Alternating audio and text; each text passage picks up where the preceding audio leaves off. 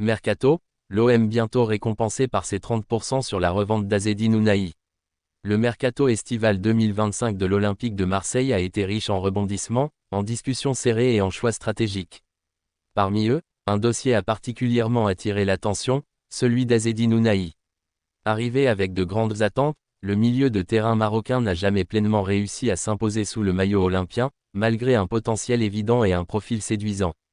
Confronté à cette situation délicate, l'OM a pris une décision qui pourrait bien s'avérer payante à moyen terme. En cédant son joueur à Gérone pour un montant relativement modeste de 6 millions d'euros, le club phocéen a toutefois conservé un atout précieux, un pourcentage conséquent de 30% sur une future revente. Et quand on observe les débuts d'Ounahi en Liga, tout porte à croire que cette stratégie pourrait bientôt rapporter un nouveau chèque aux dirigeants marseillais. Un transfert pensé comme un investissement futur.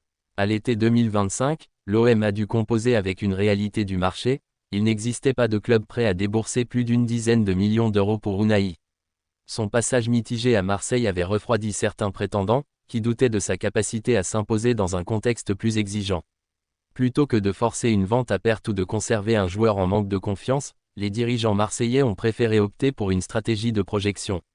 Le raisonnement était simple, trouver un club susceptible de relancer le joueur, de le mettre en valeur et ainsi de créer les conditions idéales pour une future revente à un prix plus élevé. Gérone, club espagnol en constante progression mais qui peine encore à se stabiliser dans l'élite, s'est imposé comme une destination idéale. Pour l'OM, le calcul était clair, un petit chèque immédiat de 6 millions, mais surtout une perspective de gain plus important grâce à un pourcentage de revente inhabituellement élevé de 30%. Gérone, le tremplin idéal pour Ounahi. Gérone, qui évolue en Liga, n'est pas le club le plus huppé d'Espagne, mais il est réputé pour sa capacité à offrir du temps de jeu à des joueurs en quête de relance. Le championnat espagnol, basé sur la technique, le mouvement et la créativité, correspond parfaitement au profil d'Ounahi. L'ancien Angevin est un joueur élégant, capable de porter le ballon, d'éliminer dans les petits espaces et de casser des lignes par ses passes verticales. Dès ses premiers pas en Espagne, il a prouvé qu'il pouvait s'adapter rapidement à ce nouvel environnement. Malgré les résultats collectifs compliqués de Gérone en ce début de saison, aucune victoire sur les 6 premiers matchs, Ounahi a été l'un des rares éléments à tirer son épingle du jeu.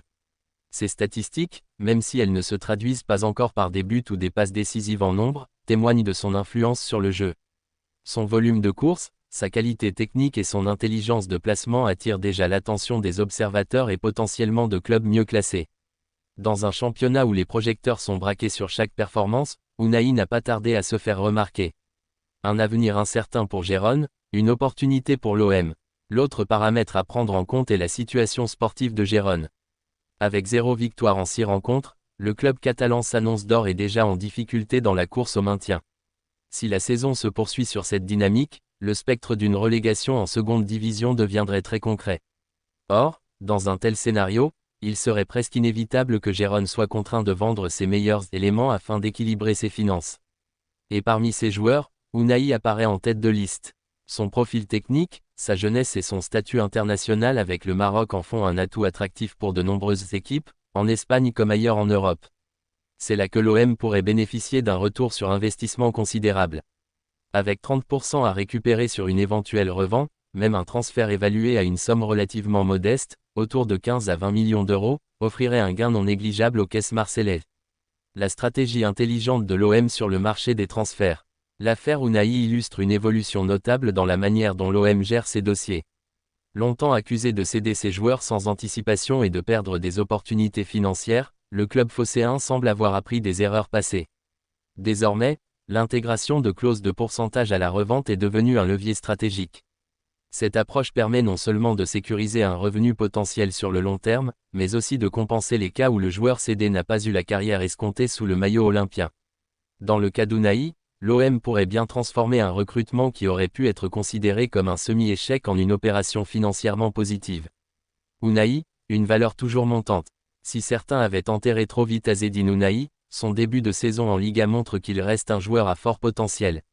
Ses prestations avec la sélection marocaine lors des compétitions internationales ont toujours rappelé ses qualités, même dans les périodes compliquées en club. Sa capacité à briller dans un collectif performant laisse penser que son avenir ne se limitera pas à Gérone. Un club espagnol mieux armé, Une formation de première ligue à la recherche de créativité au milieu de terrain ou même un retour en Ligue 1 dans une équipe ambitieuse pourraient être des destinations plausibles dès l'été 2026. Dans tous les cas, l'OM serait gagnant grâce à sa clause de revente. Les supporters marseillais partagés mais vigilants. Côté supporters, la gestion du dossier Unai divise. Certains estiment que l'OM aurait pu insister davantage pour obtenir un prix plus élevé dès cet été, surtout au vu de la cote internationale du joueur après ses performances à la Coupe du Monde 2022 avec le Maroc. D'autres en revanche saluent la lucidité de la direction marseillaise, qui a préféré une solution à long terme plutôt que de s'entêter dans une situation bloquée. Quoi qu'il en soit, les supporters suivront de près l'évolution du milieu marocain en Espagne. Chaque rumeur de transfert, chaque intérêt exprimé par un club sera perçu à Marseille comme une opportunité d'injecter de l'argent frais dans les caisses. Une affaire à suivre de très près. En définitive, l'histoire entre l'OM et Azzedine Ounahi n'est pas terminée, même si les chemins se sont séparés l'été dernier. Grâce à une clause de revente habilement négociée, le club phocéen se retrouve dans une position d'observateur privilégié.